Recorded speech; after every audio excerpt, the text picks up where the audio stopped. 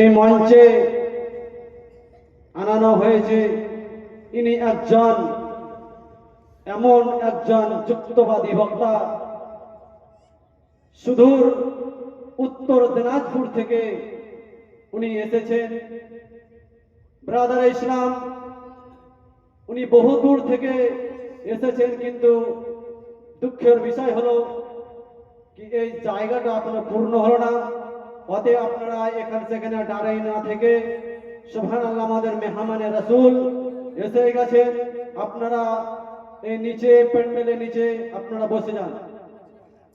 Brother ইসলাম, বেশি বাড়াবাড়ি নয়, হুজুরকে মাইক ফোন দিয়ে দেব।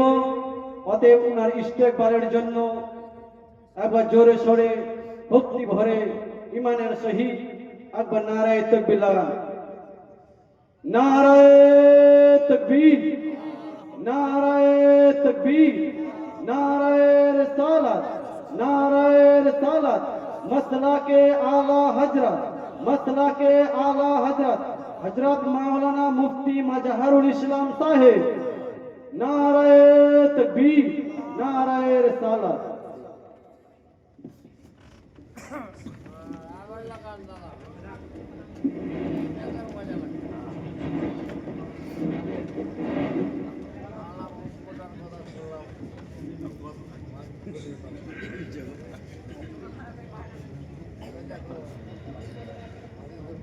السلام عليكم ورحمة الله وبركاته.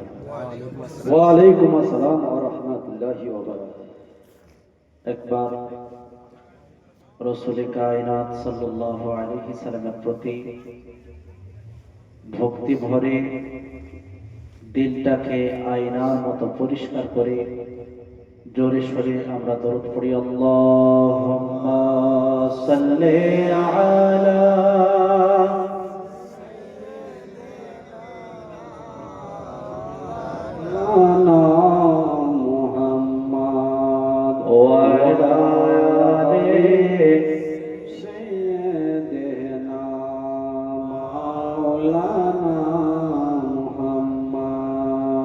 صلوا على محمد صلوا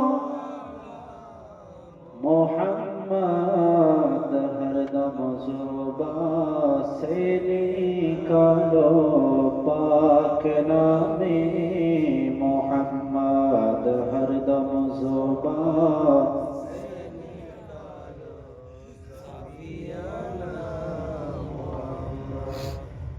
আমার মুখেতে দরুদে নবী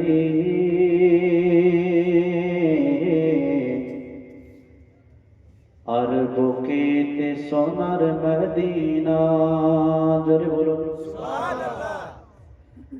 আমার মুখেতে দরুদে নবী আর বুকেতে সোনার মদিনা, আর বুকেতে সোনার মদিনা।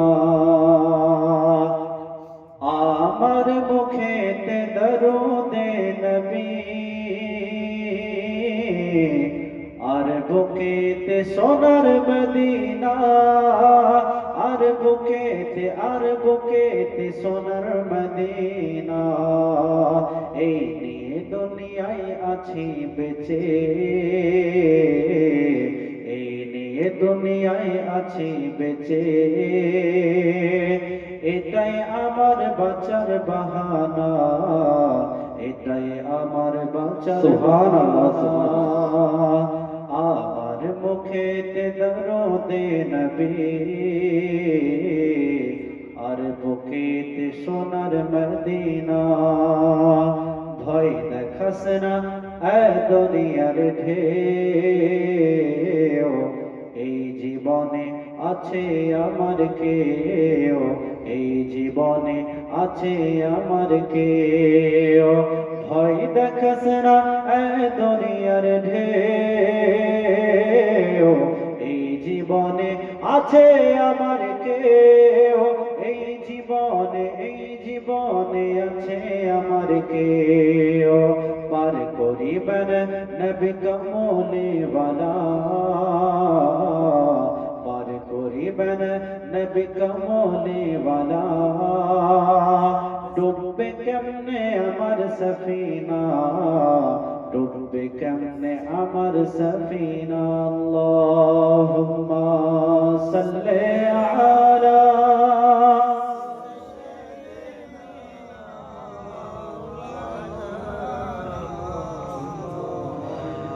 وعلى آل سيدنا مولانا محمد الحمد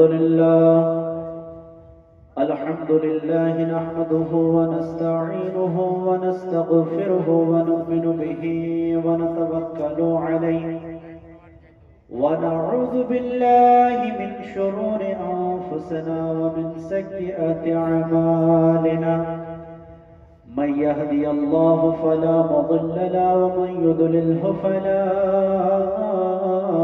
هادي له ونشهد أن لا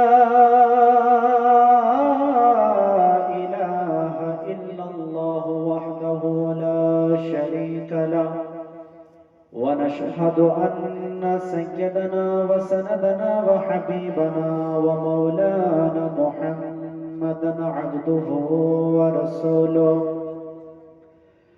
الذي أرسله بالحق بشيرا ونذيرا وداعيا إلى الله بإذنه وسراجا منيرا فقد قال الله تبارك وتعالى في كلامه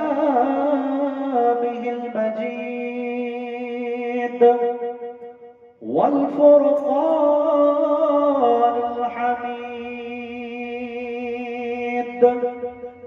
أعوذ بالله من الشيطان الرجيم بسم الله الرحمن الرحيم يسأل أيان يوم القيامة صدق الله المولانا العظيم وصدق رسوله النبي الأمين المتين الكريم ونحن على ذلك لمن الشاهدين والشاكرين والحمد لله رب العالمين وقال تعالى في شأن حبيبه الكريم إن الله وملائكته يصلون على النبي يا أيها الذين آمنوا صلوا عليه وسلموا تسليما اللهم صل على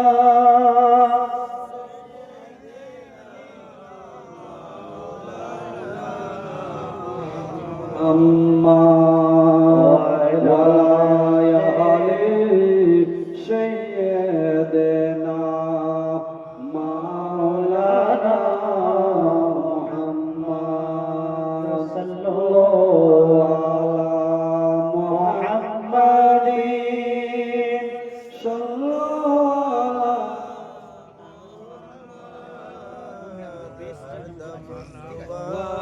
सेनिकालो पाक नामे मोहम्मद हरदम जुबा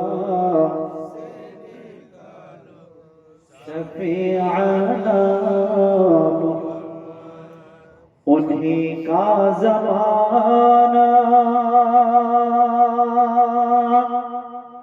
उन्हीं का मदीना जोरे बोलो उन्हीं का ज़माना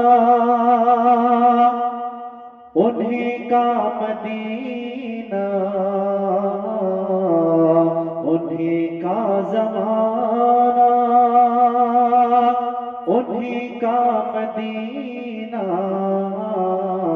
के कहते हैं जिनको शाह मदीना, शाह मदीना। मेरा दिल भी हरदम मेरी जा मदीना, मेरा दिल भी हरदम मेरी जा मदीना के कहते हैं जिनको शाह मदीना, शाह मदीना।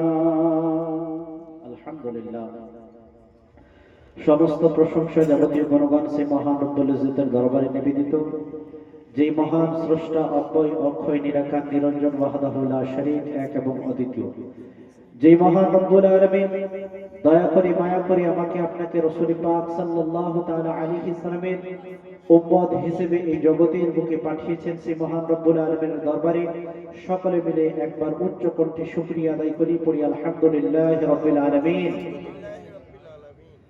অতঃপর লক্ষ কোটি দরুদ ও সালাম বর্ষিত হোক আমার আপনার নবী, নবী কাওনাত মাকা রাহমাতাল লিল আলামিন, রাহতুল আশিকিন আনিসুল গারিবিন, সমস্ত দুঃখীকে বুকে লাগানে ওয়ালা নবী কামলি ওয়ালা জনাবে মুহাম্মদুর রাসূলুল্লাহ সাল্লাল্লাহু তাআলা আলাইহি সাল্লামের প্রতি সকলে মিলে পড়ি আল্লাহুম্মা আমিন। বিরাদরাত মিল্লাত ইসলামিয়া,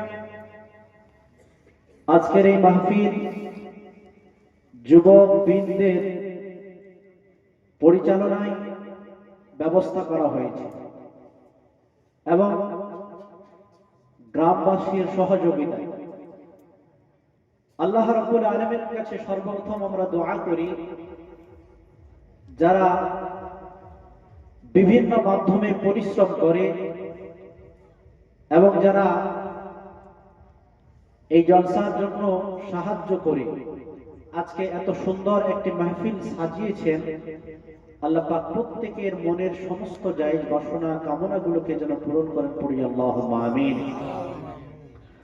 এবং মালিকের কাছে দোয়া করি আজকে এই মিলাদ বা জলসা আল্লাহ রাব্বুল আলামিন যেন নিজ দরবারে কবুল করেন, পড়ি আল্লাহুম্মা আমিন।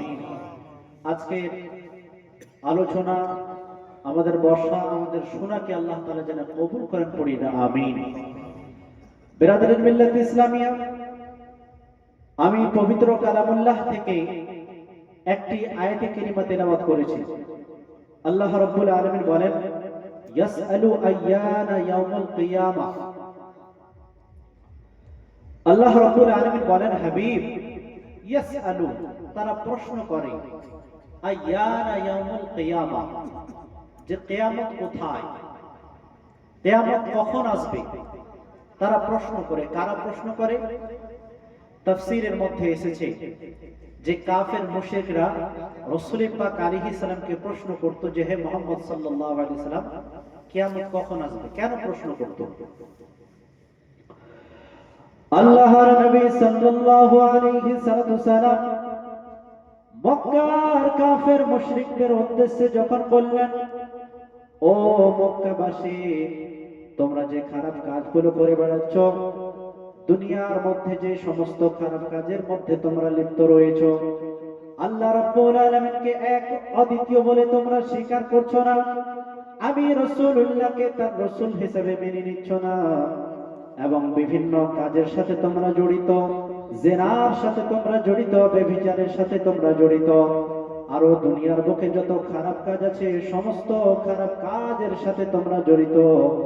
ও দুনিয়াবাসী, শোনো শোনো, এই জীবনটা যখন দুনিয়া ছেড়ে তোমরা বিদায় নিবে, রূহটা যখন দেহ থেকে বেরিয়ে যাবে, আল্লাহ রাব্বুল আলামিনের দরবারে তোমাদেরকে হাজির হতে হবে। কাল কিয়ামতের ময়দানে পায়ের নখ থেকে মাথার চুল পর্যন্ত প্রত্যেকটা বিষয় হিসাব দিতে হবে। রাসূল পাক আলাইহিস সালাম যখন মক্কাবাসীদেরকে বলতে লাগলেন, ও মক্কাবাসীরা, আল্লাহ রাব্বুল আলামিনের সামনে তোমাদেরকে হাজির হতে হবে, আল্লাহ রাব্বুল আলামিনের সামনে কাল কিয়ামতের ময়দানে তোমাদেরকে হিসাব দিতে হবে। এইবার কাফের মুশরিক মুশরিকরা বলতে লাগলো, হে মুহাম্মদ সাল্লাল্লাহু আলাইহি সাল্লাম, আপনি যে কিয়ামত সম্পর্কে বলতে আছেন, ইয়াসআলু আইয়ানা ইয়াউমুল কিয়ামা, সেই কিয়ামতটা কোথায়? আপনি কিয়ামত নিয়ে আসুন। কোথায় সেই কিয়ামত? নবী পাক সাল্লাল্লাহু আলাইহি সাল্লাম বলেন, দুনিয়া যখন ধ্বংস হয়ে যাবে, ওই মুহূর্তে কিয়ামত আসবে। তোমাদেরকে আল্লাহ রাব্বুল আলামিনের দরবারে হিসাব দিতে হবে। আল্লাহ রাব্বুল আলামিনের দরবারে প্রত্যেকটি আমলের হিসাব দেওয়া হবে। আল্লাহ রাব্বুল আলামিন নিজে তোমাদের কাছে প্রত্যেকটি বিষয়ে হিসাব নেবেন কিয়ামতের ময়দানে। তারা বলতে লাগলো, হে মুহাম্মদ সাল্লাল্লাহু আলাইহি সাল্লাম, যেই কথাগুলো আপনি আমাদেরকে কিয়ামতের নামে শোনাচ্ছেন, আপনার রবের নামে শোনাচ্ছেন, এই কথাগুলোকে আমরা মানি না, এই কথাগুলোকে আমরা বিশ্বাস করি না। যে কথাগুলো আপনি বলছেন, আমরা নিশ্চিতভাবে বলতে পারি এই কথাগুলো আপনি নিজের পক্ষ থেকে বলছেন। হে মুহাম্মদ সাল্লাল্লাহু আলাইহি সাল্লাম, সত্যিকারে যদি কিয়ামত আসে, সত্যিকারে যদি আপনার রবের দরবারে আমাদেরকে হাজির হতে হয়, সত্যিকারে যদি আল্লাহ রাব্বুল আলামিনের দরবারে হাজির হতে হয়, তাহলে আর দেরি করে কি লাভ? আপনি তাড়াতাড়ি কিয়ামতটাকে নিয়ে আসুন। এই জন্য আল্লাহ রাব্বুল আলামিন ঘোষণা করতে আছেন, ইয়াসআলু আইয়ানা ইয়াউমুল কিয়ামা। হে মুহাম্মদ সাল্লাল্লাহু আলাইহি সাল্লাম, হে আমার নবী, হে আমার মাহবুব, আপনাকে তারা জিজ্ঞাসা করতে আছে কিয়ামত কোথায়, কিন্তু আপনি তাদেরকে জবাব দিয়ে দেন, তাদেরকে আপনি জবাব দিয়ে দেন যে শোনো শোনো, কিয়ামতটা যখন আসবে, আল্লাহ রাব্বুল আলামিনের পক্ষ থেকে তোমাদের চোখগুলোকে স্থির করে দেওয়া হবে। কিয়ামত এমন সময় আসবে, যখন কিয়ামত আসবে, পাহাড়গুলো চূর্ণ বিচূর্ণ হয়ে যাবে। আল্লাহ রাব্বুল আলামিন চন্দ্র এবং সূর্যকে একত্রিত করে দিবেন, এবং যে সময় সমস্ত মানব জাতি নিজ নিজ কবর থেকে উঠে কাল কিয়ামতের দিকে ছুটবে, এই সময় তোমাদের চক্ষুগুলো স্থির হয়ে যাবে। তোমরা হতভম্ব হয়ে তাকিয়ে থাকবে, হায় হায়, এই কি অবস্থা হচ্ছে? এখন আল্লাহ রাব্বুল আলামিনের সামনে হাজির হওয়া ছাড়া আর আমাদের কাছে কোনো উপায় নাই, আর কোনো উপায় নাই।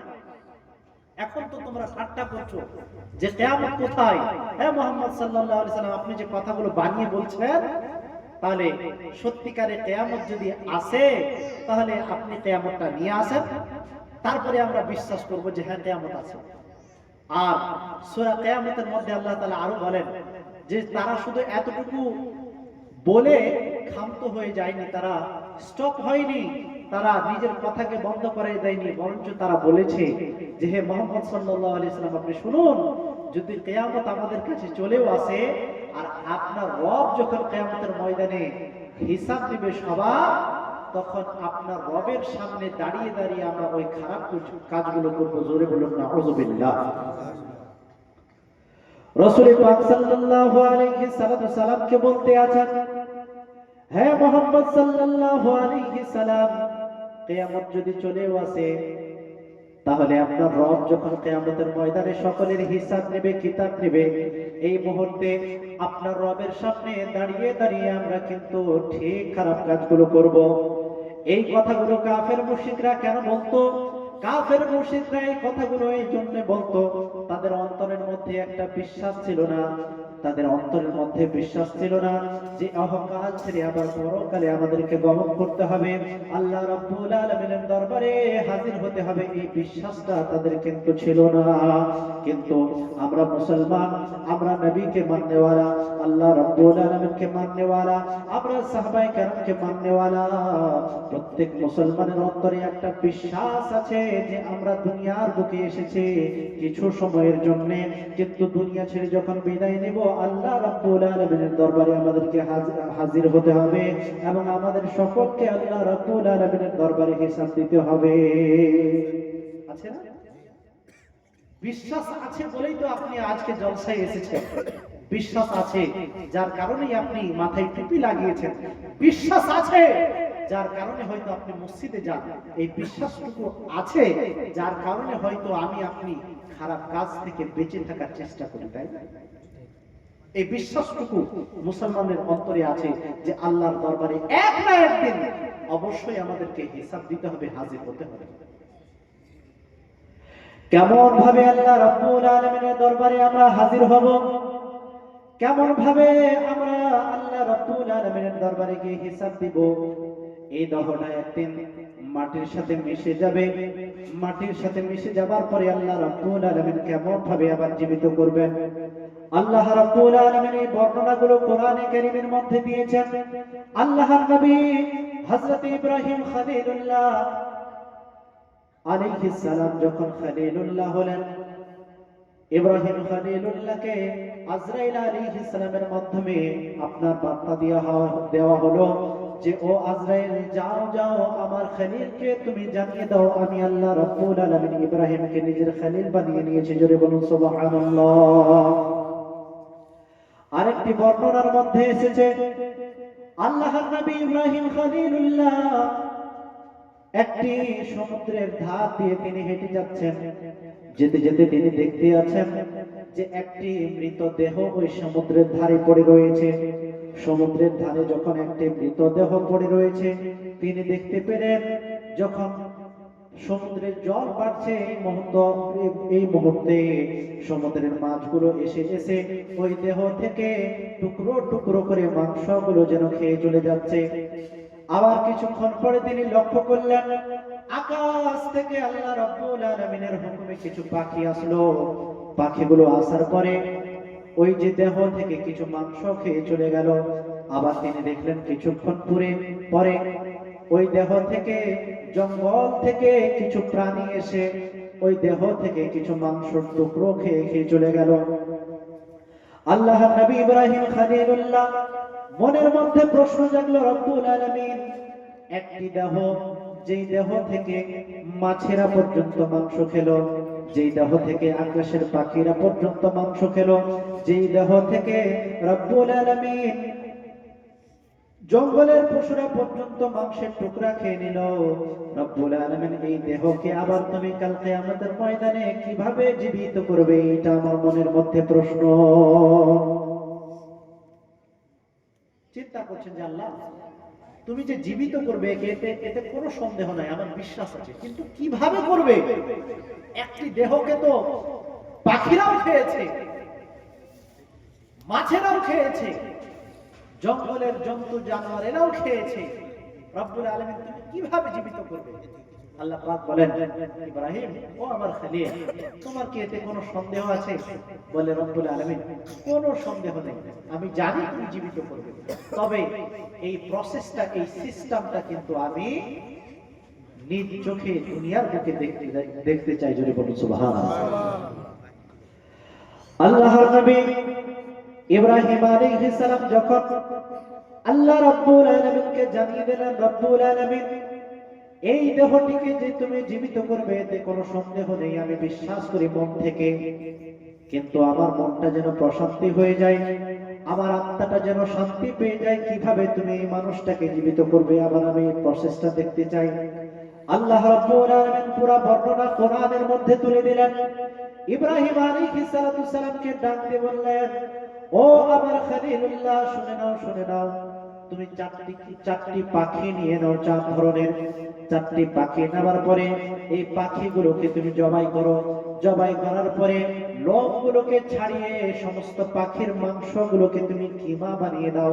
কিমা বানিয়ে দেওয়ার পরে সব পাখির মাংসগুলোকে তুমি এক জায়গায় একত্রিত করে দাও। জোরে বলুন, 4টি পাখি কিমা বানাও, মাংসগুলোকে টুকরা টুকরা করে 4টি পাখির মাংসকে একত্রিত করো, আর করার পরে 4টি পাহাড়ের মাথার উপরে তুমি রেখে আসো। যাও, কোরআনের বর্ণনা সব কিসসা কাহিনী না, কোরআন বলে ইব্রাহিম আলাইহিস সালাম 4টি পাখি নিলেন, নেওয়ার পরে জবাই করলেন, জবাই করার পরে 4টি পাহাড়ের উপরে রেখে দিলেন। আর আল্লাহ পাকের হুকুম হলো, ইব্রাহিম ও আমার খলিল, তুমি তো দেখতে চাও না যে কিভাবে আমি মৃত থেকে জীবিত করি, এবার ওই পাখিগুলোকে তুমি ডাকো আমার নামে। জোরে বলুন সুবহানাল্লাহ, সুবহানাল্লাহ। আল্লাহর নবী ইব্রাহিম আলাইহিস সালাম একটি জায়গায় দাঁড়িয়ে গেলেন।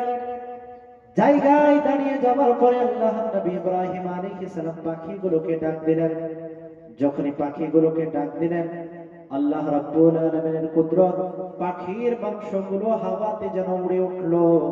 ওঠার পরে সমস্ত মাংসগুলো, যেই পাখির মাংস যেটা ছিল আলাদা আলাদা ভাগে বিভক্ত হয়ে গেল। আর বিভক্ত হওয়ার পরে যেইভাবে পাখিগুলো জবাই করার পূর্বে দুনিয়ার বুকে হেঁটে চলে উড়ে বেড়াতো, আল্লাহ রাব্বুল আলামিন একই ভাবে তাদেরকে জীবিত করে দিলেন। আর আল্লাহর নবীর ডাকে সাড়া দিয়ে সেই পাখিগুলো হাজির হয়ে গেলেন। জোরে বলুন সুবহানাল্লাহ, সুবহানাল্লাহ। আল্লাহর নবী ইব্রাহিম আলাইহিস সালামকে আল্লাহ রাব্বুল আলামিন জানিয়ে দিলেন, ও ইব্রাহিম, দেখে নিলে কেমন ভাবে আমি পাখিগুলোকে জীবিত করলাম। একই ভাবে যখন মানুষ দুনিয়া ছেড়ে বিদায় নেবে, শত শত বছর মাটির মধ্যে পড়ে থাকবে, মাটিটা দেহর সাথে মিশে যাবে। আমি আল্লাহ রাব্বুল আলামিন যখন কিয়ামত দিব, একই ভাবে তাদের দেহগুলোকে আবার একই ভাবে সৃষ্টি করে কিয়ামতের ময়দানে হাজির করাবো। জোরে বলুন আল্লাহ। এটা আমার আল্লাহ পাকের কুদরত। একবার দরুদ পড়ি, আল্লাহুম্মা সাল্লি আলা সাইয়্যিদিনা মাওলানা মুহাম্মদ ওয়া আলা আলি সাইয়্যিদিনা মাওলানা মুহাম্মদ সাল্লাল্লাহু মুহাম্মাদিন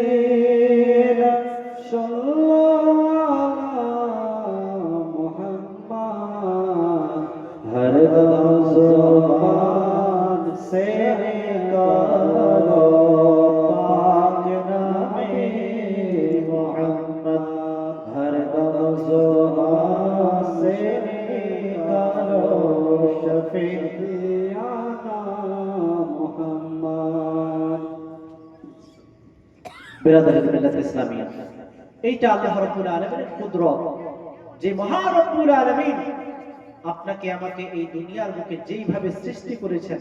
সূরা কিয়ামতের বর্ণনা যদি আপনি পড়েন, তাহলে সূরা কিয়ামতের মধ্যে আল্লাহ তাআলা বলেছেন, ও দুনিয়াবাসী শোনো, সবথেকে দেহের যে কঠিন জায়গা হলো, এই জায়গাটা হলো এই যে হাতের আঙুলগুলো, ছোট ছোট হাড় দিয়ে, সূক্ষ্ম সূক্ষ্ম পেশি দিয়ে আমি আল্লাহ রাব্বুল আলামিন বানিয়েছি। যদি বলি সুবহানাল্লাহ।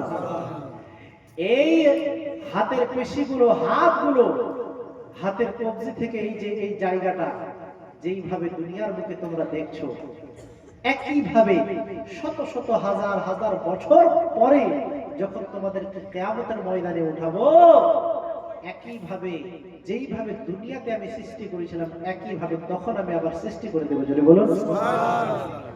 একই ভাবে তোমাদের জীবিত করব। কত সূক্ষ্ম যে আমাদের আধার কার্ডে কি আছে, ফিঙ্গারপ্রিন্ট আছে না? একজনের ফিঙ্গারপ্রিন্ট অপরজনের সাথে ম্যাচ করে? দুনিয়ার বুকে শত শত কোটি মানুষ আছে, শত শত কোটি মানুষ থাকা সত্ত্বেও একজনের ফিঙ্গারপ্রিন্ট অপরজনের সাথে ম্যাচ করে না। তাহলে আল্লাহ পাক কত সূক্ষ্মভাবে হাতগুলোকে সৃষ্টি করেছেন। আর ম্যাচ যদি করতো, তাহলে ওর অ্যাকাউন্ট থেকে পয়সা বার করে নিত, বার হবে? হচ্ছে না কেন? ফিঙ্গারপ্রিন্ট লাগবে। তো এই সমস্তগুলো হচ্ছে না কেন? আল্লাহ পাক হাতকে খুব সূক্ষ্মভাবে সৃষ্টি করেছেন। আল্লাহ পাক বলেন সূরা কিয়ামতের বর্ণনা, যে বান্দা, এই দুনিয়ার বুকে আমি যে সুন্দরভাবে তোমাদের হাতগুলোকে সূক্ষ্মভাবে সৃষ্টি করেছি, সেম টু সেম যখন কিয়ামতের সকালে তোমাদেরকে উঠাবো, একই ভাবে তোমাদের হাতগুলোকে আমি সৃষ্টি করতে সক্ষম। যদি বলো সুবহানাল্লাহ। এটা আল্লাহ পাকের কুদরত, এটা আমার আপনার রবের কুদরত। সুতরাং আমরা যদি দুনিয়ার বুকে এটা মনে করি যে দুনিয়াটাই হলো সব, আর এই দুনিয়ার বুকে যতদিন আছি যা কিছু পারলাম করে নিলাম, তারপরে আখিরাতে কি হবে ওইটা নিয়ে টেনশন করে লাভ নাই, তাহলে কখনো পর্যন্ত আপনার আমার জন্য এই দুনিয়া এবং আখিরাতে কখনো কল্যাণ হতে পারে? কখনো কল্যাণ হতে পারে না। আখিরাতে যদি আমরা কল্যাণ চাই, তাহলে দুনিয়াতে আমাদেরকে সতর্ক অবশ্যই হতে হবে। মাওলানা রুমি আলাইহির রহমান, তিনি এমন একজন কবি আমাদের দ্বীন ইসলামের, যিনার কবিতাগুলো মুসলমান থেকে ইহুদি খ্রিস্টানরা বেশি পড়ে।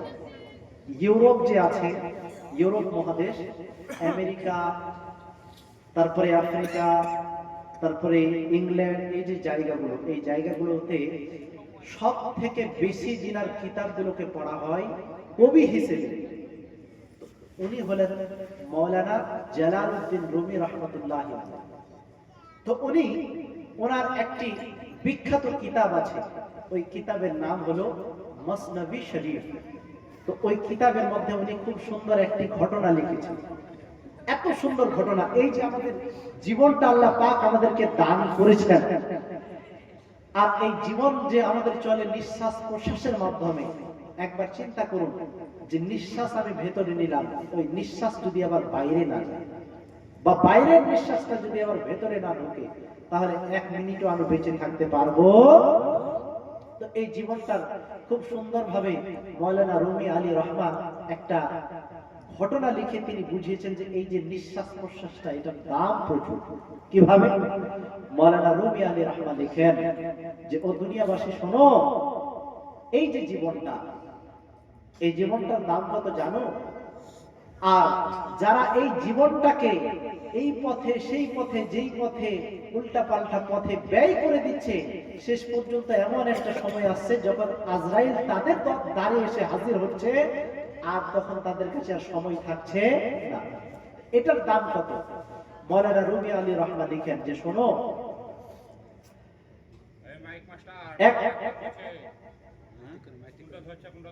এক রাখাল ছিল। ওই রাখাল প্রতিদিন প্রতিনিয়ত ছাগল চড়াতে জঙ্গলের দিকে যেত। তো ছাগল চড়াতে যখন জঙ্গলের দিকে যেত, তো রাখাল কোনোদিন জঙ্গলের ভেতরে প্রবেশ করেনি, জঙ্গলের বাইরে ছাগলগুলোকে ঘাস টাস খাইয়ে আবার তাড়িয়ে নিয়ে আসত।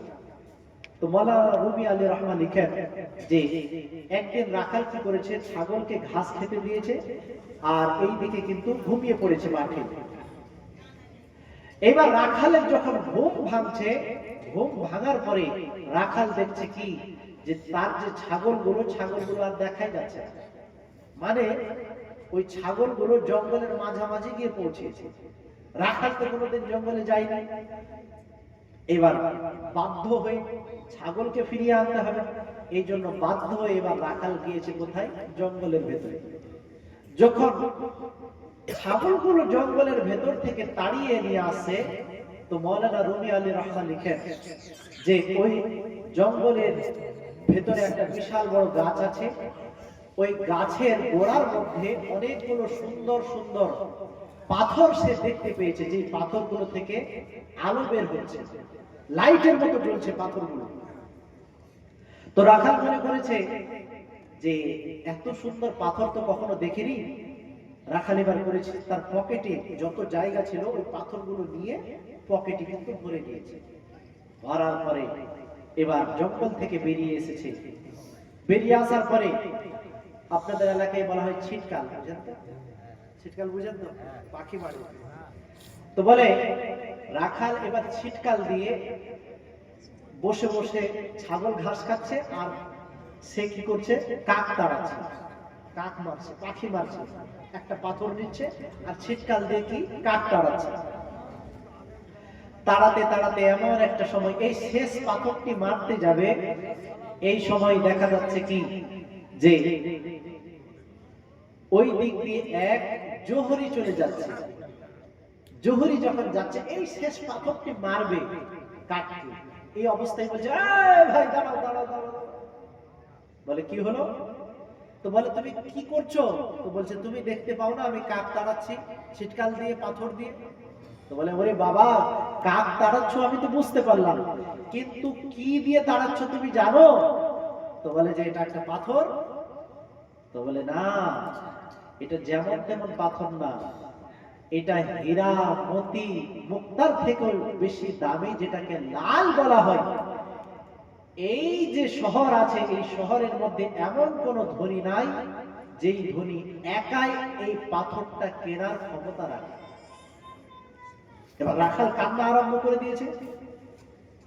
তো ওই জোহরি বলছে যে তুমি এই যে ছিটকাল দিয়ে কাক তাড়াচ্ছিলে, পাথরটা ফেলার পূর্বে আমি তোমাকে বলে দিয়েছি, তো তুমি তো এখন বিশাল ধনী, কান্না করছো কেন?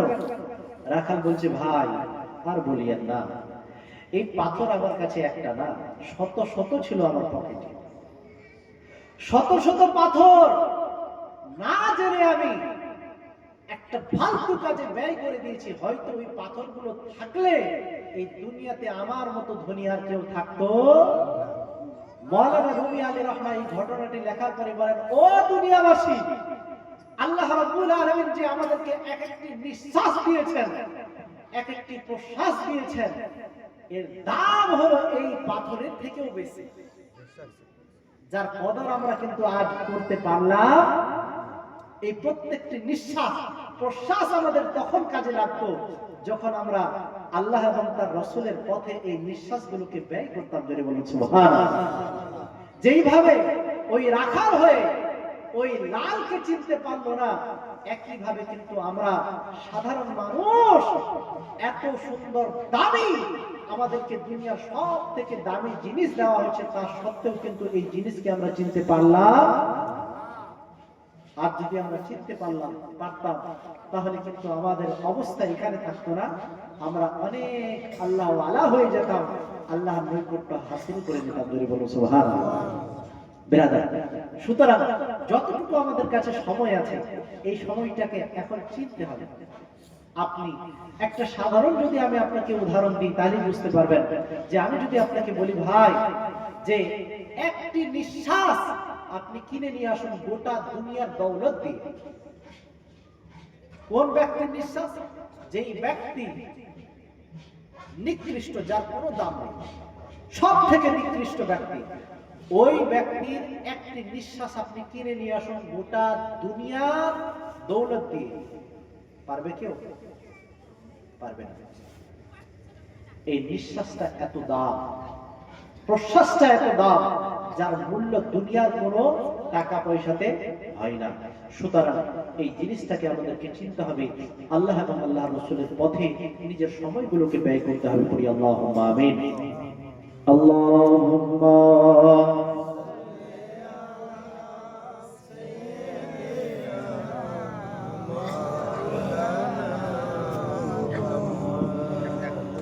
وعلى آله مولانا محمد صلى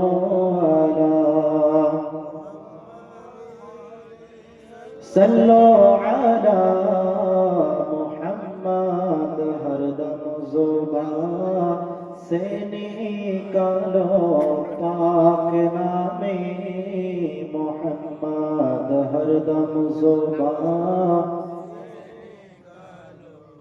शफीआना मोहम्मद। चेहरा नूरेते भरा आदर्श কোরআনে পারা, চেহারা নূরেতে ভরা আদর্শ কোরআনে পারা। জান্নাতের চাবি যার হাতে,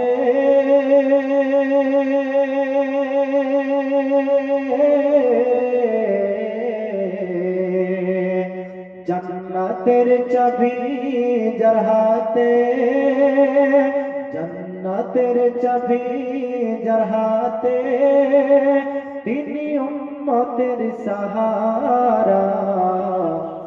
চেহারা নূরেতে ভরা আদর্শ কোরআনে পারা, চেহারা নূরেতে ভরা আদর্শ কোরআনে পারা। পাথর কদম চুমে বৃক্ষ দেখিলে ঝুমে, পাথর কদম চুমে বৃক্ষ দেখিলে ঝুমে। ঝাঁকে ঝাঁকে সালাম দেয়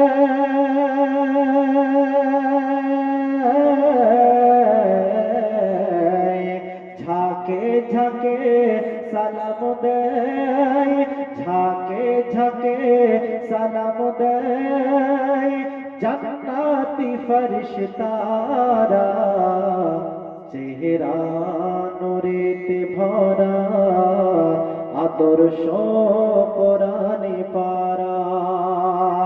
মিটবে না সে কোনো দিন সে যে রহমতে আলামিন, জোরে বলুন। মিটবে না সে কোনো দিন সে যে রহমতে আলামিন, মিটবে না সে কোনো দিন সে যে রহমতে আলামিন। আরশে ফারশে গুঞ্জে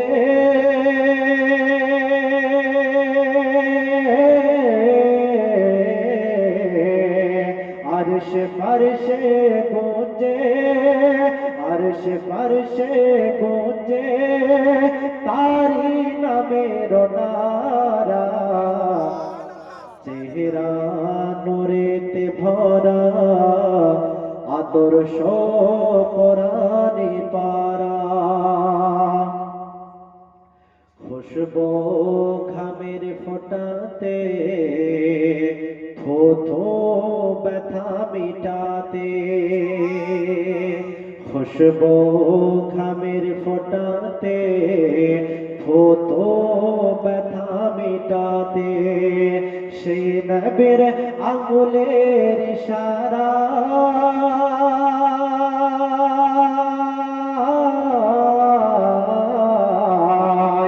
সেই নবীর আঙুলের ইশারায়, সেই নবীর আঙুলের ইশারায় প্রবাহ পানির ধারা, চেহারা নূরেতে ভরা আদর্শ কোরআনে পারা, চেহারা নূরেতে ভরা আদর্শ কোরআনে পারা। জান্নাতের চাবি যার হাতে,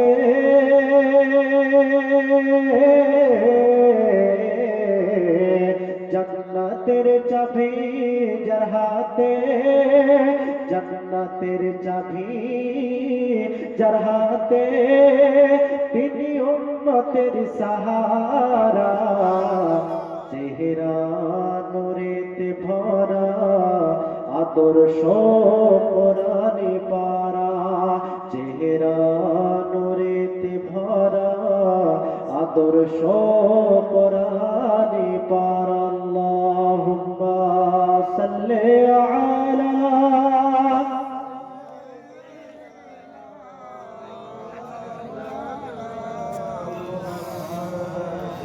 وعلى آله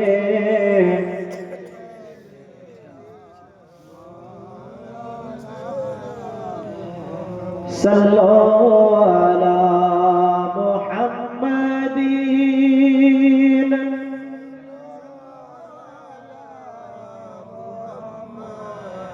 हर दम ज़ुबान से निकालो पाक नामे मोहम्मद, हर दम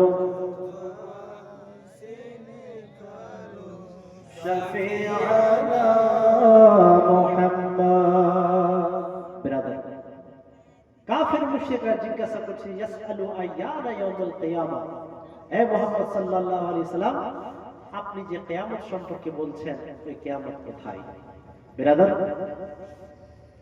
কিয়ামতের দিনে আমাদের সকলকে উঠতে হবে, আল্লাহ পাকের দরবারে হাজির হতে হবে, হিসাব দিতে হবে। এই বিশ্বাসটা যত আমাদের অন্তরের মধ্যে বসবে আমাদের জন্য কিন্তু আমল করা আরো অত সহজ হয়ে যাবে। জোরে বলুন সুবহানাল্লাহ। কেমন ভাবে? আল্লাহ নবী হযরতে উযাইর আলাইহিস সালামের বর্ণনা আল্লাহ পাক সূরা বাকারার মধ্যে দিয়েছেন।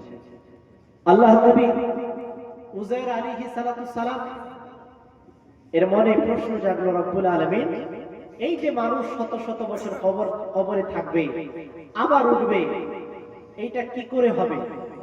এই প্রশ্ন যখন জাগলো, আল্লাহ রাব্বুল আলামিন সূরা বাকারার মধ্যে উযায়ের আলাইহিস সালামকে এবার জবাব দিচ্ছেন, ও উযায়ের, তোমার মনের মধ্যে যে এই প্রশ্ন জাগলো, তাহলে তোমাকে দিয়ে এই পরীক্ষাটা করিয়ে দেওয়া যাক। জোরে বলুন, তোমাকে দিয়ে এই পরীক্ষাটা করানো যাক।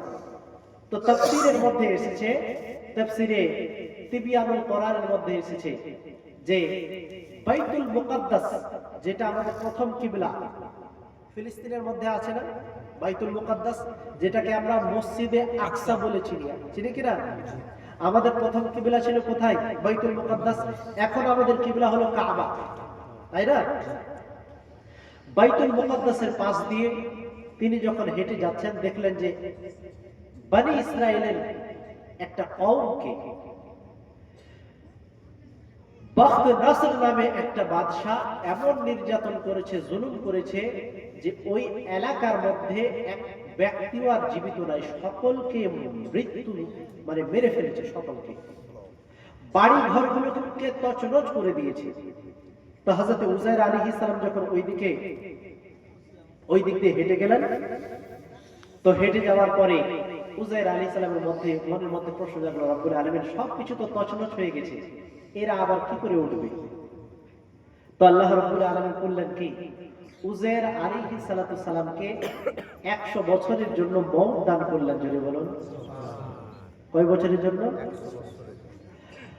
আল্লাহর নবী উযায়ের আলাইহিস সালামের মনের মধ্যে যখন প্রশ্ন জাগলো, রব্বুল আলামিন যেই মানুষগুলো এই যে মরে পড়ে আছে, এই মানুষগুলো আবার কিয়ামতের ময়দানে কিভাবে উঠবে, মৃত্যুর পরে এদেরকে কিভাবে জীবিত করা হবে, আল্লাহ রাব্বুল আলামিন পরীক্ষা দেখানোর জন্য উযায়ের আলাইহিস সালামকে 100 বছরের জন্য মৃত্যু দান করলেন।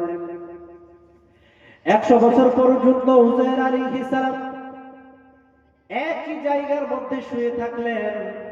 উযায়ের আলাইহিস সালাম যখন সফর করতে আছিলেন, পেয়ালার সাথে তিনি একটা পেয়ালার মধ্যে কিছু খেজুর নিয়েছিলেন, এক পেয়ালার মধ্যে তিনি শরবত নিয়েছিলেন, এবং একটা গাধার পিঠে সাওয়ার হয়ে তিনি সফর করতেছিলেন। জোরে বলুন সুবহানাল্লাহ। আল্লাহর নবী উযায়ের আলাইহিস সালাম যখন সফর করতেছিলেন, আল্লাহ রাব্বুল আলামিন ওনাকে 100 বছরের জন্য মৃত্যু দান করলেন। 100 বছর উযায়ের আলাইহিস সালাম ওই জায়গার মধ্যে শুয়ে থাকলেন। শুয়ে থাকার পরে আল্লাহ রাব্বুল আলামিন যখন আবার রূহটাকে উযায়ের আলাইহিস সালামকে ফিরিয়ে দিলেন, ঘুম থেকে যখন উযায়ের আলাইহিস সালামকে 100 বছর পরে জাগানো হলো, উযায়ের আলাইহিস সালামকে আল্লাহ রাব্বুল আলামিন এইবার জিজ্ঞাসা করতে আছেন, ও উযায়ের, বলো কাম লাবিস্তা, ও উযায়ের, এইবারে তুমি বলো এই জায়গার মধ্যে তুমি কতক্ষণ ঘুমিয়েছো? উযায়ের আলাইহিস সালাম বলতে আছেন, রব্বুল আলামিন, ও মওলাই কারীম রব্বুল আলামিন, এই জায়গার মধ্যে আমি একদিন অথবা তার থেকেও কম সময় ঘুমিয়ে আছি। আল্লাহু আকবার। কত বছর ঘুমিয়েছে? 100 বছর। আর বলছেন কত বছর? যে একদিন বা তার থেকেও কিছু কম অংশ ঘুমিয়েছি। উনি ভাবছেন যে সকালে ঘুমিয়েছিলাম, সন্ধ্যাবেলা আমাকে কেউ উঠিয়ে দিয়েছে। তো এই জন্য বলছে, মওলা 100 বছর তো আমি ঘুমাইনি, বহুদিন ঘুমাইনি, আমি তো সকালে ঘুমালাম, হয় একদিন ঘুমিয়েছি বা তার থেকেও বেশি, তার থেকেও কম অংশ ঘুমিয়েছি। এই বর্ণনাগুলো আল্লাহ রাব্বুল আলামিন সূরা বাকারার 259 নম্বর আয়াতে সমস্ত বর্ণনাগুলো তুলে দিয়েছেন। আল্লাহ তাআলা উযায়ের আলাইহিস সালামকে জিজ্ঞাসা করছেন, ক্বালা কাম লাবিস্তা, উযায়ের বলো তুমি কতক্ষণ ঘুমালে, কতদিন ঘুমালে? তো উযায়ের আলাইহিস সালাম এবার জবাব দিচ্ছেন, কি জবাব দিচ্ছেন? ক্বালা লাবিস্তু ইয়াওমান আও বা'দা ইয়াওমিন, মওলাই কারীম, আমি ঘুমালাম একদিন অথবা তার থেকেও কিছু কম অংশ। আল্লাহ রাব্বুল আলামিন কে উযায়ের আলাইহিস সালাম যখন বলতে লাগলেন, ক্বালা লাবিস্তু ইয়াওমান আও বা'দা ইয়াওমিন, রব্বুল আলামিন, আমি একদিন বা তার থেকেও কিছু অংশ ঘুমিয়েছি, তার থেকেও কম কিছু অংশ ঘুমিয়েছি। আল্লাহ রাব্বুল আলামিন ডাক দিয়ে উযায়ের আলাইহিস সালামকে বলতে লাগলেন, ও উযায়ের, এবার তুমি তাকিয়ে দেখো তোমার খেজুরের দিকে, যেই পেয়ালার মধ্যে তুমি খেজুর নিয়ে এসেছিলে, যেই পেয়ালার মধ্যে তুমি শরবত নিয়ে এসেছিলে, ওই খেজুরের পেয়ালা এবং শরবতের পেয়ালার দিকে তাকিয়ে দেখো, আমি আল্লাহ রাব্বুল আলামিন একদিন নয়, 2 দিন নয়, 100 বছর তোমাকে ঘুমের মধ্যে রাখলাম। ও উযাইর, দেখো যেইভাবে তুমি খেজুরগুলোকে নিয়ে এসেছিলে, আমি আল্লাহ রাব্বুল আলামিন 100 বছর পরেও তোমার খেজুরগুলোকে একইভাবে সংরক্ষণ করে রেখেছি। জোরে বলুন সুবহানাল্লাহ। উযাইর আলাইহিস সালামকে আল্লাহ রাব্বুল আলামিন বললেন, ও উযাইর, শোনো শোনো, তোমার যে গাধা, যে গাধার পৃষ্ঠে সাবার হয়ে তুমি সফর করতেছিলে, ও উযাইর, সেই গাধার দিকে তাকিয়ে দেখো, দেখো দেখো ওই গাধাটি মরে পচে তার হাড় গোড়গুলো এদিক ওদিকে ছড়িয়ে ছিটিয়ে রয়েছে। ও উযাইর, একদিন নয়, 2 দিন নয়, 1 বছর নয়, 2 বছর নয়, 100 বছর তুমি এই জায়গার মধ্যে ঘুমিয়ে থাকলে। উযাইর, এবার বলো তোমার কি মনে হচ্ছে? উযাইর আলাইহিস সালাম বলতে আছেন, রব্বুল আলামিন, আমার শুধু এতটুকু মনে হচ্ছে, আপনি তো আমাকে 100 বছরের জন্য ঘুম দিয়েছিলেন, মৃত্যু দিয়েছিলেন, কিন্তু আমি উযাইর মনে হচ্ছে সকালবেলা ঘুমালাম আর সন্ধ্যাবেলা যেন কে আমাকে ঘুম থেকে জাগিয়ে দিল। রব্বুল আলামিন, তোমার কুদরত আমি বুঝতে পেরেছি, তোমার সিস্টেম আমি বুঝতে পেরেছি। 1 বছর কেন, 2 বছর কেন, 100 বছর পরেও যদি কবর থেকে, 1000 বছর পরেও যদি কেউ কবর থেকে ওঠে, কাল কিয়ামতের ময়দানে সকালবেলা তার মনে হবে, যখন মুমিনরা কবর থেকে উঠবে, তাদের মনে হবে, এক্ষুনি তো ঘুমের মধ্যে ঘুমের করেছিলাম, এখনো ঘুমিয়েছিলাম, আমাদের কাঁচা ঘুমটা যেন কে ভাঙিয়ে দিল। এইভাবে মুমিনরা কবর থেকে উঠবে। রব্বুল আলামিন, তোমার কুদরত আমি বুঝতে পেরেছি, 100 বছর আমাকে ঘুমিয়ে রাখলে, আমার গাধা যেই জায়গাতে আমি বেঁধেছিলাম মরে পচে হাড্ডিগুলো এদিক ওদিক, হাড়গুলো ছড়িয়ে ছিটিয়ে গেছে। আল্লাহ রাব্বুল আলামিন উযাইর আলাইহিস সালামকে দেখালেন কিভাবে আমি আল্লাহ রাব্বুল আলামিন জীবিত করব, কিভাবে কাল কিয়ামতের ময়দানে তোমাদেরকে হাজির হতে হবে। উযাইর আলাইহিস সালাম এবার আশেপাশ থেকে, এবার ওই জায়গা থেকে বাড়ির মধ্যে ফিরে আসলেন। উযাইর আলাইহিস সালাম যখন বাড়ির মধ্যে ফিরে আসলেন, উযাইর আলাইহিস সালাম তিনার বাড়ির খোঁজ খবর পাচ্ছেন না, খুঁজে পাচ্ছেন না। এক বৃদ্ধ মহিলা বসেছিল, বৃদ্ধ মহিলাকে বলতে আছেন, মা, এইখানে যেন কোথায় যেন উযাইর আলাইহিস সালামের বাড়ি ছিল, বাড়িটা কোথায়? বৃদ্ধ মহিলা বলতে আছে, বাবা, আজ থেকে প্রায় 100 বছর আগে উযাইর লাপাতা হয়েছিল, হারিয়েছিল, এখনো পর্যন্ত উযাইর আলাইহিস সালামকে খুঁজে পাওয়া যায়নি। আল্লাহর নবী উযাইর আলাইহিস সালাম বলতে আছেন, মা, এই তো আপনার সামনে উযাইর আলাইহিস সালাম দাঁড়িয়ে আছে, আমি তো উযাইর আলাইহিস সালাম। ওই বৃদ্ধ মহিলা বলতে আছেন, বাবা, উযাইর আলাইহিস সালামের মধ্যে একটা বৈশিষ্ট্য ছিল, আল্লাহ রাব্বুল আলামিনের দরবারে যখনই হাত তুলে দোয়া করত, আল্লাহ রাব্বুল আলামিনের দরবারে সঙ্গে সঙ্গে তার দোয়াগুলো যেন কবুল হয়ে যেত। জোরে বলো। আল্লাহ নবী উযাইর আলাইহিস সালামকে বৃদ্ধ মহিলা ডাক দিলেন, আর ডাক দেওয়ার পরে বলতে আছেন, বাবা, তুমি যদি উযাইর আলাইহিস সালাম হয়ে থাকো, আমার চোখের জ্যোতিগুলো হারিয়ে গেছে, চলে গেছে, আমি চোখে দেখতে পাই না, আমার যে পায়ের পা আমার চলে না, অবশ হয়ে গেছে শরীরটা, তুমি আমার জন্য দোয়া করে দাও, আল্লাহ রাব্বুল আলামিন যেন সাথে সাথে আমাকে শিফা দান করে। আল্লাহর নবী উযাইর আলাইহিস সালাম আল্লাহ রাব্বুল আলামিনের দরবারে দোয়া করলেন, রব্বুল আলামিন, আমি উযাইর আলাইহিস সালাম তোমার দরবারে 2 খানা হাত তুলে দিলাম, এই মহিলার জন্য হাত তুলে দিয়েছে, মাওলা, তুমি দয়া করে এই মহিলাকে এক্ষুনি শিফা দান করো। এইদিকে হাত তুলতে দেরি হয়েছে, কিন্তু উযাইর আলাইহিস সালামের দোয়া কবুল হইতে দেরি হয়নি। এই জন্য কবি বলছেন যে, তেরি দোয়া আসর সে না কবি মালুল হুই, ইধর জুবা সে নিকলি উধর কবুল হুই। জোরে বলুন সুবহানাল্লাহ। আপনার দোয়াকে ফিরিয়ে দেওয়া হয় না, এইদিকে জবান থেকে আপনার বের হয়েছে, ওইদিকে কবুল হয়ে গেছে। উযাইর আলাইহিস সালাম যখন দোয়া করলেন, বৃদ্ধ মহিলা বলে, বাবা, আমি তো শিফা পেলাম, ওইটা হলো তোমার বাড়ি। উযাইর আলাইহিস সালাম বাড়ির মধ্যে গিয়ে দেখেন, যখন তিনি বাড়ি থেকে বেরিয়েছিলেন, তিনার বয়স ছিল কত বছর? 40 বছর। 100 বছর এক জায়গাতে ঘুমিয়ে থাকলেন, 40 বছর 100 বছর পরে যখন আবার ফিরছেন, আল্লাহ পাক ওনার বয়স রেখেছেন 40 বছর ধরে, বলুন। আর ওর ওই উজাইর আলাইহিস সালামের সন্তানের বয়স তখন হয়েছিল 118 বছর ধরে, বলুন। তো এই কুদরত যে দেখালেন, কোরআনের বর্ণনা, যে বর্ণনা কখনো মিথ্যা হতে পারে? যালিকাল কিতাবু লা রাইবা ফীহি, এটি একটি এমন কিতাব যে কিতাবের মধ্যে সন্দেহের কোনো অবকাশ নেই। সন্দেহ তো দূরের কথা, অবকাশও এই কিতাবের মধ্যে নেই। সেই কিতাবের বর্ণনা, উজাইর আলাইহিস সালাম বাবা 40 বছর বয়স, ছেলের বয়স কত হচ্ছে? 118। এটা কার কুদরত? আমার আল্লাহ পাকের কুদরত। আমার আল্লাহ পাকের কুদরত যে আমার আপনার নবী সাল্লাল্লাহু আলাইহি ওয়াসাল্লাম মেরাজে গেছেন, শত শত হাজার হাজার বছরের রাস্তাকে অতিক্রম করেছেন, জান্নাত দেখেছেন, জাহান্নাম দেখেছেন, আল্লাহর সাথে সাক্ষাৎ করেছেন। কিন্তু যখন আবার ফিরে এসেছেন, রাসূল পাক আলাইহিস সালাম যখন ওই ঘর থেকে বের হচ্ছিলেন, উম্মে হানির যেইভাবে দরজার যে আপনার কুণ্ডি ছিটকানি হিলছিল, নবী পাক যখন ফিরে আসলেন একই ভাবে আপনার ছিটকানি হিলতে আছে, যদি বলুন সুবহানাল্লাহ।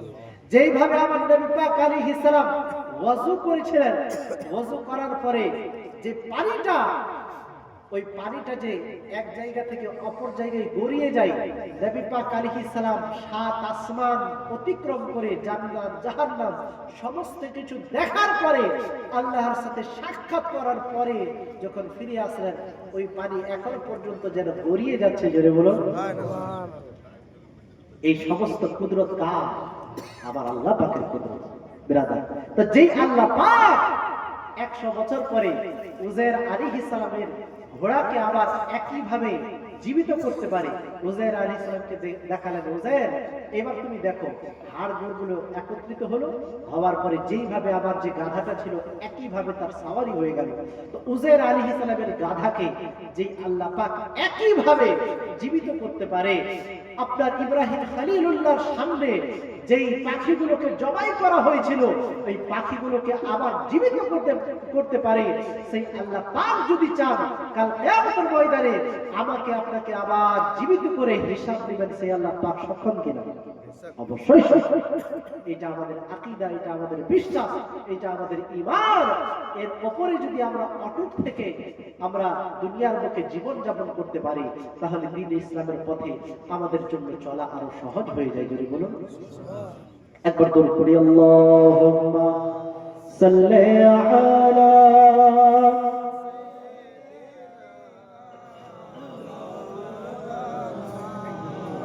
মুহাম্মাদ ওয়া আলা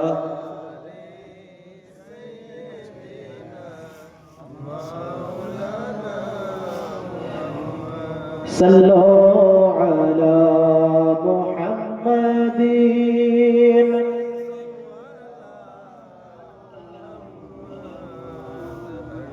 হরদম ज़ुबान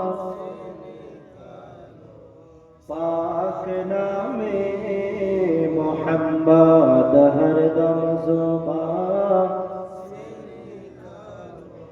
शफीआना मोहम्मद, सय्यदे आलम नबी जी, सय्यदे आलम नबी जी, आखिरी ज़माना उम्मत के ताइते नबी दिलन रब्बाना, उम्मत के ताइते नबी दिलन रब्बाना। नबी जी मोर नूरेर पुतुल, সোহাগ করে নাম রাখিলেন মুহাম্মদ রাসূল, বলুন আমার নবী কি নূর না? আল্লাহ পাক কি বলেন, قد جاءكم من الله نور وكتاب مبين, আমি আমার আল্লাহ পাকের পক্ষ থেকে তোমাদের কাছে কি কিতাব পাঠিয়েছি, রওশন নূর পাঠিয়েছি।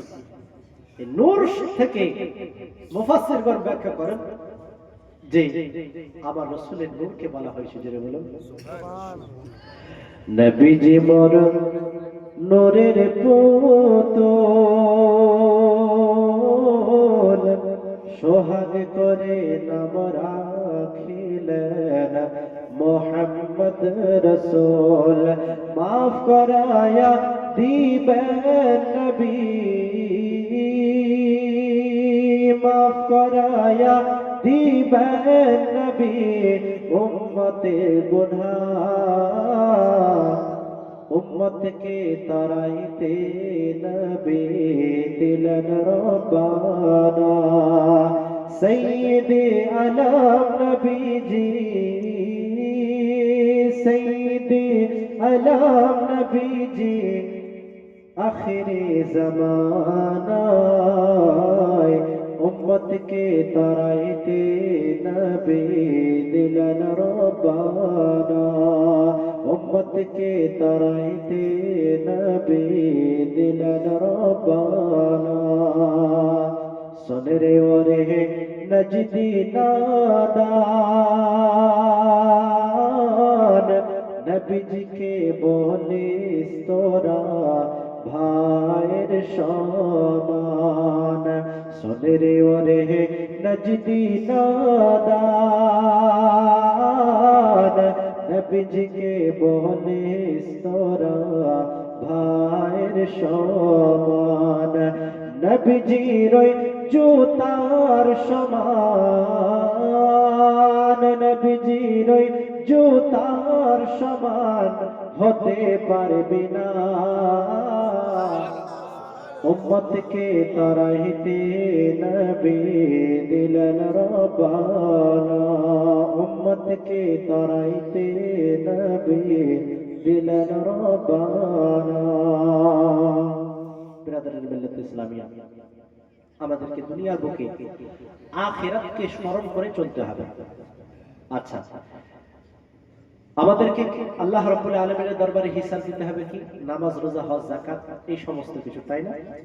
মানুষের সাথে কেমন ব্যবহার করেছি, টাকা পয়সা কোত্থেকে ইনকাম করেছি, কোথায় ব্যয় করেছি, এই সমস্ত কিছু হিসাব আল্লাহ পাকের দরবারে দিতে হবে। এগুলোকে আমরা আমল বলে চিনি বা জানি। কিন্তু এই আমলগুলো আমাদের তখন কাজে লাগবে যখন আমাদের অন্তরের আকীদাগুলো ঠিক থাকবে। বুঝতে পেরেছেন? অন্তরের আকীদাগুলো ঠিক থাকবে। নামাজ, রোজা, হজ, যাকাত, এই সমস্ত কিছু হলো আমল। আর এই সমস্ত কিছু নির্ভর করে আকীদার উপরে, বিশ্বাসের উপরে। যেইভাবে উদাহরণ দিই আপনাদেরকে, কোন বিধর্মী আল্লাহকে বিশ্বাস করে না, রাসূলুল্লাহকে বিশ্বাস করে না, কিন্তু সারা জীবন সে নামাজ, রোজা, হজ, যাকাত পালন করেছে, ওই ব্যক্তির কি কাল কিয়ামতের ময়দানে সেই ব্যক্তি কি পরিত্রাণ পাবে? যে আল্লাহকে মানলো না, রাসূলুল্লাহকে মানলো না, সে কি পরিত্রাণ পাবে? পাবে না।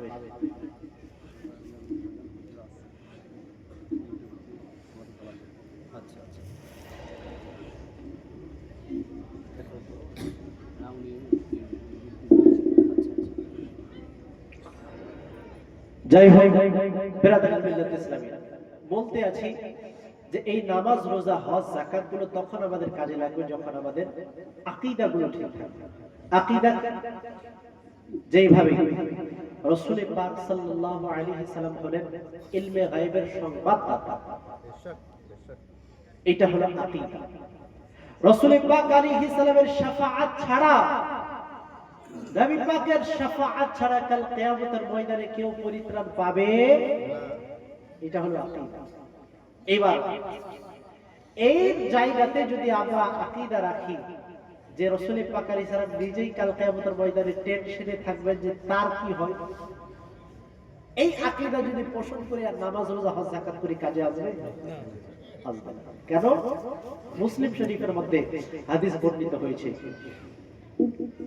বুখারীর মধ্যে এসেছে, মিশকাতের মধ্যে এসেছে যে রাসূল পাক আলাইহিস সালাম তিনার গুনাহগার উম্মতদেরকে শাফাআত করে জান্নাতে নিয়ে যাবেন। এটা বুখারীর বর্ণনা। এমনকি কোরআনে কারীমের মধ্যে আল্লাহ রাব্বুল আলামিন বলেন, আসা আইয়াবআসাকা রাব্বুকা মাকামান মাহমুদা, হাবিব আমি আপনাকে মাকামে মাহমুদ দান করলাম। এবার সাহাবায়ে কেরাম জিজ্ঞাসা করলেন যে ইয়া রাসূলুল্লাহ, ইয়া হাবিবাল্লাহ, হুজুর আপনাকে আল্লাহ রাব্বুল আলামিন মাকামে মাহমুদ দান করেছেন, এই মাকামে মাহমুদ কি? তো রাসূল পাক আলাইহিস সালাম বলেন, ও আমার সাহাবারা, যেই জায়গাতে আমি রাসূলুল্লাহ আমার গুনাহগার উম্মত উম্মতীদের জন্য শাফাআত করব, সেই জায়গার নাম হলো মাকামে মাহমুদ। জোরে বলো সুবহানাল্লাহ। তো এইটা হলো আকীদা যে রাসূল পাক আলাইহিস সালাম আমাদের জন্য শাফাআত করবেন এবং রাসূলুল্লাহর শাফাআত ছাড়া কেউ পরিত্রাণ পাবে না। এই জন্য ঈমান, আমল, আপনার যত নামাজ, রোজা, হজ, যাকাত, এই সমস্ত কিছু আপনি মনে করেন একটা খুঁটি। as-সালাতু ইমাদুদ্দিন, হাদিস পাকের মধ্যে এসেছে যে নামাজ হলো দ্বীনের খুঁটি। তো এই যে আমলগুলো, এগুলো হলো দ্বীনের খুঁটি। আর এই খুঁটি পোতার জন্য তো একটা জমিন লাগবে নাকি? এই যে প্যান্ডেলটা আজকে দাঁড় হয়েছে, তো দাঁড় কোথায় হয়েছে? খুঁটিগুলো দাঁড় করানো হয়েছে মাটিতে, জমিনে। তো নামাজ, রোজা, হজ, যাকাত সমস্ত আমল হলো দ্বীনের খুঁটি। আর এর মাটি বা এর যে গ্রাউন্ড, এটা হলো আকীদা। জোরে বলুন সুবহানাল্লাহ। যদি আকীদা থাকে তাহলে আপনার নামাজ, রোজা, হজ, যাকাত সবই কাজে লাগবে। আর আকীদা যদি ঠিক না থাকে তাহলে নামাজ, রোজা, হজ, যাকাত কাজে লাগবে। এই জন্য তো রাসূলুল্লাহ বলেছেন যে ৭৩টা আমার উম্মতের দল হবে, একটাই শুধু জান্নাতে যাবে, মা আনা আলাইহি ওয়া আসহাবি, যে দলটা আমি এবং আমার সাহাবাদেরকে ফলো করবে, অনুসরণ করবে, ওই দলটা হবে জান্নাতি। বাকি ৭২টা জাহান্নামী। তো হবে তো আমাদের মধ্যেই ৭২টা নাকি ব্রাদার মিল্লাত ইসলামী? তো ৭২টা কারা? যারা বদ আকীদা, যাদের আকীদা ঠিক নেই, আল্লাহ সম্পর্কে সঠিক আকীদা রাখে না। আল্লাহ সম্পর্কে আকীদা রাখে যে আল্লাহ মিথ্যা বলতে পারে কিন্তু বলে না, নাউযুবিল্লাহ। এটা আমাদের সুন্নিদের আকীদা নয়। আল্লাহ সম্পর্কে যারা আকীদা রাখে যে আল্লাহ পাকের হাত আছে, যেভাবে আমাদের হাত আছে, নাউযুবিল্লাহ, দেহবাদী আকীদা। আজকে কিছু মানুষ নিজেকে দাবি করছে যে আমরা সহিহ হাদিস মাননেওয়ালা, কিন্তু এদের যে আসল আকীদাগুলো যদি আপনি পড়েন তাহলে আপনি অবাক হবেন। এরা বিশ্বাস করে যে আল্লাহ পাকের এক একটি হাতে ৩টি করে আঙুল আছে। জোরে বলুন নাউযুবিল্লাহ। এরা বিশ্বাস করে। আমাদের বিশ্বাস কি? যে আল্লাহ রাব্বুল আলামিন হলেন নিরাকার, আল্লাহ পাকের কোনো আকার। এটা কাদের বিশ্বাস? সুন্নিদের বিশ্বাস। তো এই জন্য আল্লাহ সম্পর্কে আকীদা ঠিক রাখতে হবে, রাসূল সম্পর্কে আকীদা ঠিক রাখতে হবে। এই আকীদাগুলো ঠিক রাখার পরে তারপরে যদি আমরা যতটুকু পারবো আমল করব, অবশ্যই ওই আমলগুলো আমাদের কাজে লাগবে ইনশাআল্লাহ। আল্লাহ তাআলা আমাদের সকলকে বুঝার তৌফিক দান করুন। পড়ি আল্লাহুম্মা আমিন। একবার দরুদ পড়ি, আল্লাহুম্মা সাল্লি আলা সাইয়্যিদ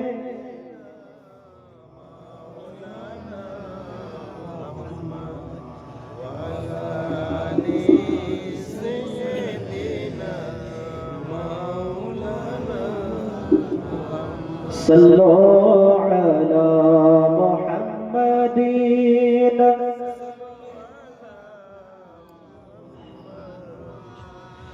हर दम ज़ुबान से निकालो पाक नामे मोहम्मद, हर दम ज़ुबान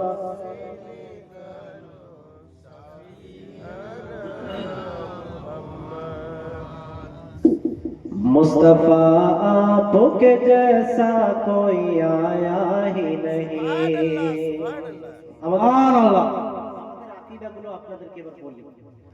मुस्तफा आपके जैसा कोई आया ही नहीं। আমাদের বিশ্বাস, ইয়া রাসূলুল্লাহ, আপনার মতো এই সৃষ্টি জগতে আল্লাহ পাক আর কাউকে সৃষ্টি করেননি। জোরে বলুন সুবহানাল্লাহ। मुस्तफा आपके जैसा कोई आया ही नहीं। मुस्तफा आपके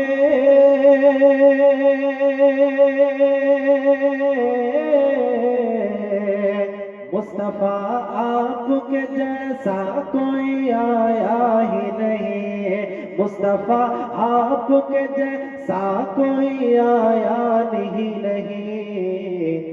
आता भी कैसे, आता भी कैसे, आता भी कैसे जब अल्लाह ने बनाया ही नहीं, आता भी कैसे जब अल्लाह ने।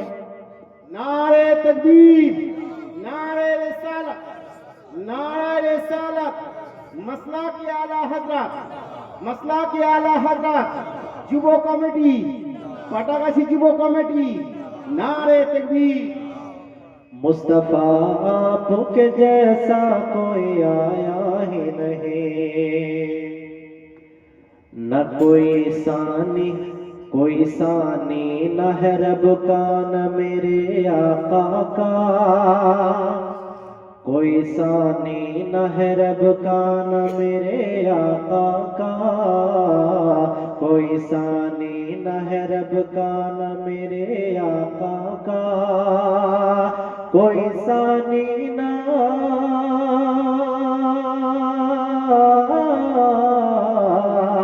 कोई सानी न है रब का न मेरे आका का, एक का जिस्म नहीं, एक का साया ही नहीं, एक का जिस्म नहीं, एक का साया ही नहीं। বলছে আল্লাহরও দ্বিতীয় নয় আর রাসূলুল্লাহরও দ্বিতীয় নাই, একজনের দেহ নাই আর একজনের দেহ আছে তো ছায়া নাই, জোরে বলুন সুবহানাল্লাহ সুবহানাল্লাহ। এগুলা হলো আমাদের আকীদা।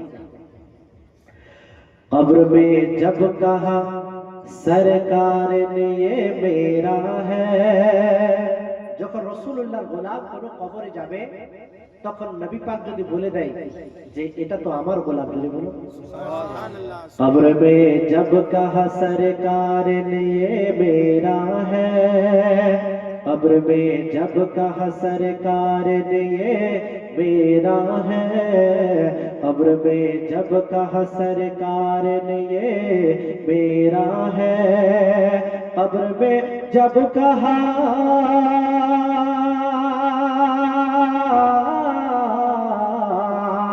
कब्र में जब कहा सरकार ने ये मेरा है, कब्र में जब कहा सरकार ने ये मेरा है, फिर फरिश्तों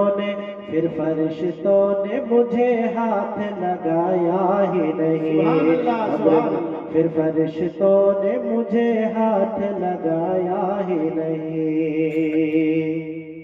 কিছু মানুষ যায় হজে যায়, উমরায় যায় আর মক্কাতুল মুকাররমা থেকে ফিরে আসে, বলে যে আমাদের মদিনাতে কি আছে, হজ তো হয় মক্কায় আর উমরা তো হয় মক্কায়, মদিনাতে কি আছে?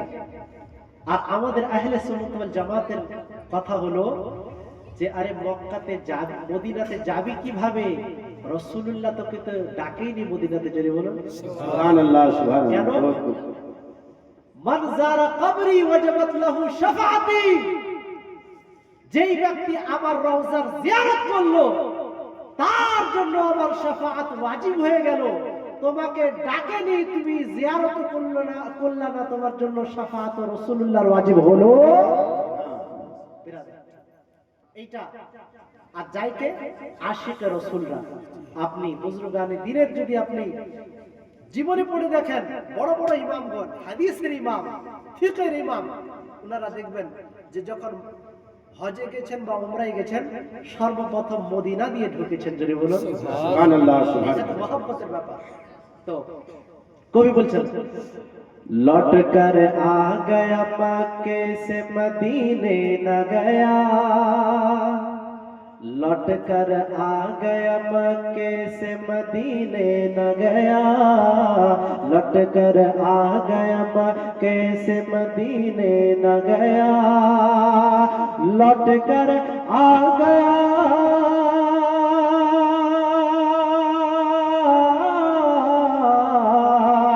लौट कर आ गया, लौट कर आ गया मक्के से मदीने न गया, जाता भी कैसे